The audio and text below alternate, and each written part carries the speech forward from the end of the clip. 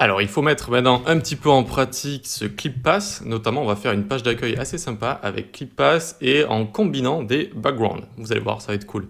Donc ici, pour commencer, on va s'enlever Image. Ici, on va dans Index.html et on s'enlève cette image. Ici, tout ce qu'on a envie de faire, déjà je grossis un petit peu, on va faire une div avec la classe container et dedans, on va juste faire un H1, lorem5.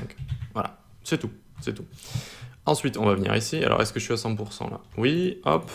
Le body, on va lui mettre un padding de 30 pixels. Vous allez voir, c'est pour faire une sorte de contour, pour faire une sorte de contour à notre contenu. Et ça peut être assez sympa d'utiliser cette technique parfois. Notre container, quant à lui, qui va être la page d'accueil, on lui donne une hauteur de 95 VH, 95 viewport 8, d'accord, donc 95% de la hauteur d'écran. Et maintenant, c'est parti pour le linear gradient. Donc, background image ici, d'accord, background image. C'est vraiment pour faire les dégradés linéaires, ça permet de faire une image en background, même si on peut également écrire background, en fait ça comprend tout seul qu'on parle de background image ici. Mais vu qu'on va écrire plusieurs propriétés de background, ici on précise bien background image, et donc là on va faire un background multiple, un fond multiple. Donc on se fait de la place parce qu'on va devoir écrire pas mal de choses. On va dire to right bottom. On démarre avec un fond, ça va être un dégradé linéaire, et il va aller donc d'en haut à gauche, en bas à droite. Il va avoir deux couleurs. RGB1, alors pourquoi il me fait la tête ici? Ah, évidemment. Background image, il me demande un URL ici, mais moi je veux faire un linear gradient. Linear gradient, ok? Donc on revient, hop, on le met en dessous ici, parfait. Et ici, donc on commence to right bottom.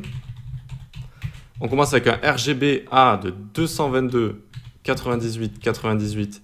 Et j'ai mis ici précisément 0,562. On est obligé de mettre des RGBA pour avoir une opacité, pour avoir le dégradé qui est au-dessus de l'image et pour pouvoir donc toujours pouvoir apercevoir l'image en dessous. Ensuite, RGBA ici, le second il est de 255, 184 et alors le code exact il est juste ici, 184, 140 et 0,253. 0,253, ok? Et donc, tada, on a notre dégradé ici, une sorte de rose qui va jusqu'au blanc. C'est assez sympa, c'est joli, c'est doux. Et on va mettre une virgule, maintenant ici on va mettre une virgule. On n'oublie pas la virgule, on passe à la ligne.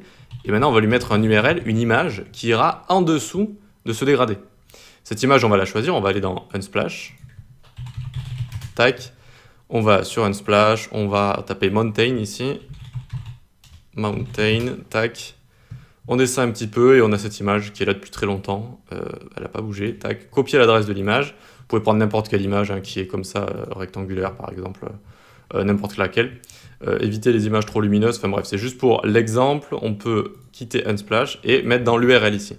Et tada, on va avoir un fond avec à la fois l'image et à la fois notre background ici. D'accord? Donc avec notre dégradé. C'est assez sympa. Alors l'image, il faut la régler. Maintenant, vous voyez qu'elle se répète. Vous voyez qu'elle se répète. Alors on sait comment faire un fond intelligent. On va venir en dessous. On va faire un background size cover pour qu'elle couvre bien tout l'espace. Tac. Mais vous voyez, quand on rétrécit, on n'est toujours pas au milieu. Et il faut utiliser la propriété BG position. Et on va lui mettre center. On lui dit reste toujours sur le centre de l'image. Et là, c'est assez sympa. Cette image, elle est vraiment cool. Elle permet vraiment de faire un fond sympa. Imaginons, je sais pas, vous avez un site sur l'alpinisme ou quoi que ce soit. Faire le Mont Blanc, par exemple. Et quand ça va réduire, en fait, en mode portable, vu qu'on a mis center, l'action de l'image va rester ici. Et je trouve que, franchement, ça fait une belle image avec l'homme comme ça. Devant la montagne, c'est parfait. C'est symétrique et tout, c'est nickel. Enfin, c'est pas vraiment symétrique, mais ça donne vraiment une bonne image. Et donc, ce qu'on va pouvoir faire maintenant, on va pouvoir utiliser ClipPass pour faire une forme assez sympa. On va utiliser ClipPass Polygon. ClipPass Polygon, tac. Alors, 2 points. Polygone, c'est bien. Et on va utiliser 4 points. Et quand on utilise 4 points, c'est plutôt facile à faire. Pas comme le triangle où c'est pas très logique, vu que le triangle, on commence par le point en haut, puis le point en bas à gauche et en bas à droite. Alors qu'on pourrait plutôt imaginer faire en haut, à droite et à gauche, pour faire un triangle.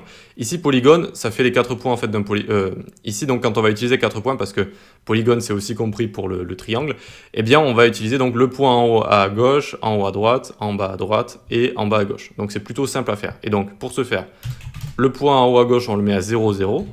Le point en haut à droite, on le met à 100% sur X, 0 sur Y. Le point qu'on a envie d'avoir ici pour avoir une forme spéciale, on a envie de le placer ici et pas totalement en bas. Donc on va le mettre à 100% sur X, 85% sur Y. Et ensuite on va avoir 0, 100%.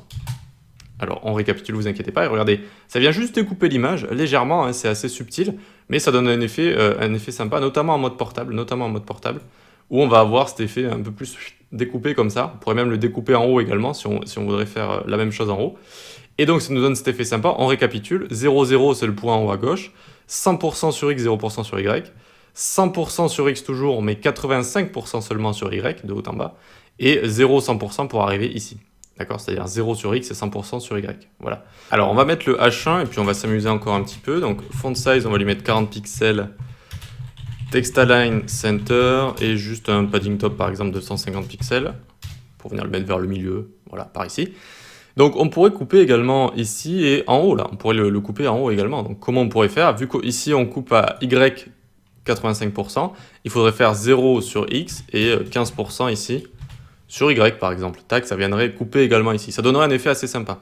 Mais qu'est-ce que ça donne en grand écran? Hop, voyons voir. En grand écran, c'est pas mal aussi, c'est pas mal, mais vous voyez le haut, ça va faire quelque chose de bizarre si on arrive sur grand écran comme ça. Donc, à la limite, on va laisser en 0,0, voyons voir en grand écran. Grand écran, normalement, ça passe.